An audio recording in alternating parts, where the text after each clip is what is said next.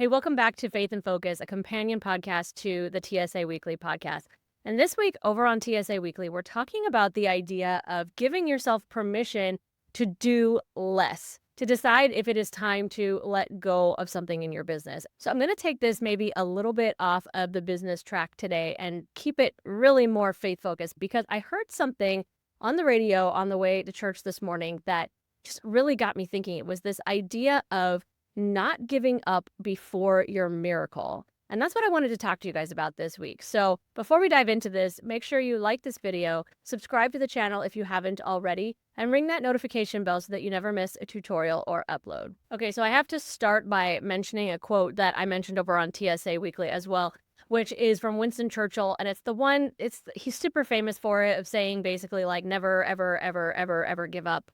And, I was talking over there about how, like, I appreciate the intention behind that. I understand that what he's trying to say with that quote is, like, be persistent, keep showing up, all of that. And I'm 100% on board with that concept. But I think that this is especially, I'm just going to say problematic when it comes to our faith as well. Because now when we're talking about not giving up before our miracle. Now it's not just about our own persistence and showing up for ourselves. Now we're talking about our faith. We're talking about trusting God to show up, right? For me personally, and I'm not going to get into details here because this is a little bit more personal than I would share on this podcast. But in the past, I was going through a situation where everybody was just telling me, well, just keep going, keep showing up, have faith. God is going to provide. He's going to bring this miracle for you. And I felt stuck in that. I felt trapped because I felt like if I needed to walk away, if I needed to let go of that thing and move on with my life, then that was me saying that I didn't have enough faith in God.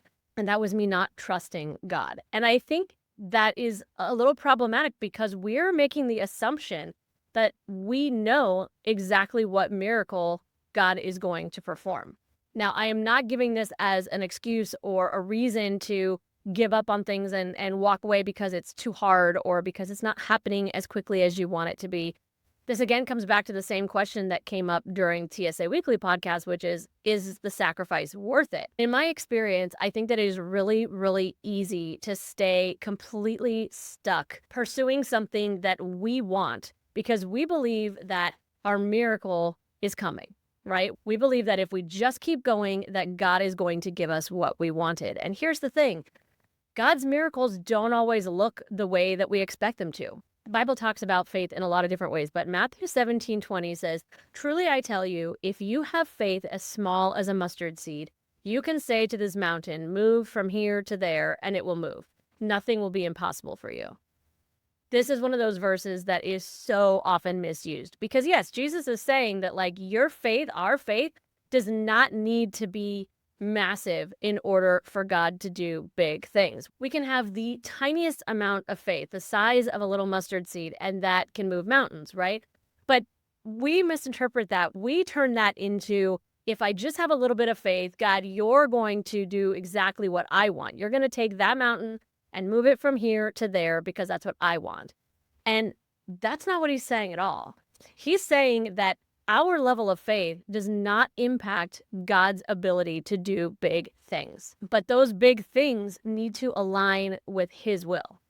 It is so easy for us to take verses like exactly this one and turn them into almost like a mantra, right? That if I have enough faith, then God is going to give me what I want. I'm going to achieve whatever personal desire because I have faith that God is going to give it to me. And that is the wrong approach. What this verse really means is that the pressure is not on us. We don't have to have this massive amount of faith in order for God to be able to work. He can provide his miracles, the ones that are aligned with his will, regardless of us having this huge amount of faith or even if we just have a tiny little bit. We just have a tendency to turn that into, I will get the miracle that I want if I just have faith. Now, you can apply this in your business however it makes sense, or if this is touching you in an area of your life instead, or both, that's fantastic. But this is where we come back to that question of, is the sacrifice worth it? In my personal situation that I hinted to earlier, it came to a point where the sacrifice was no longer worth pursuing the goal that I was going after.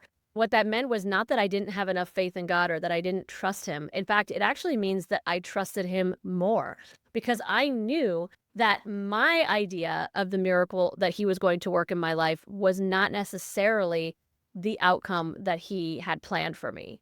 And by being willing to let go of my dream, of my goal, I was actually having more faith in him that he was going to bring into my life the miracle that he had planned and that he had designed.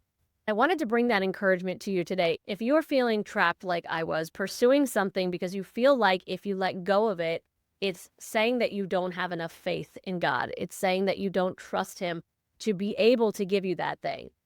I just want to encourage you that it's not that he's not able to give you that thing. It's that for whatever reason, that thing is not meant for you.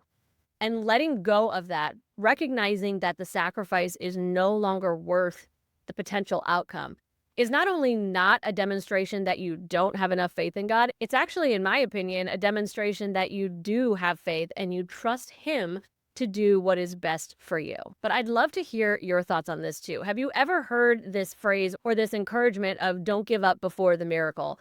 What do you think of it? Does what I have to say resonate with you in any way?